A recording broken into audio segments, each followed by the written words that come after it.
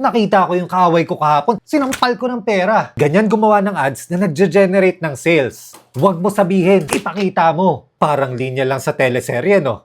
Katulad nito, kahapon nakabenta kami ng 8,990 New Zealand dollars in one day. Oo, sa isang araw. In peso, nasa 304,000 pesos. Pwede namang sabihin ko na lang, di ba? Bakit pinakita ko pa? Ang tawag dito ay visual storytelling. At isa yan sa pinaka-powerful techniques pagdating sa Facebook advertising. When you create an ad, ang pinaka-goal mo is mapaintindi mo sa tao lahat ng detalye dun sa creatives mo. At iba-iba ang klase ng tao. Pwedeng magkamukha tayo, pero mas lamang ka sa akin ng paligo. May mga mas madaling makaintindi kapag nakikita or naririnig kesa nababasa lang. Kaya pag gumawa ka ng Facebook ads, make sure to include subtitles, visuals, and music. Minsan, kahit lagyan mo pa ng effects. Oo, mas matrabaho, pero yan kasi ang kailangan pagdating sa advertising. This video, ginawa ko to siguro mga 30 minutes. Dahil gagastos ka na lang din naman, bakit hindi mo pa gawin ng maayos? Kapag ginawa mo yan sa mga creatives na gagawin mo,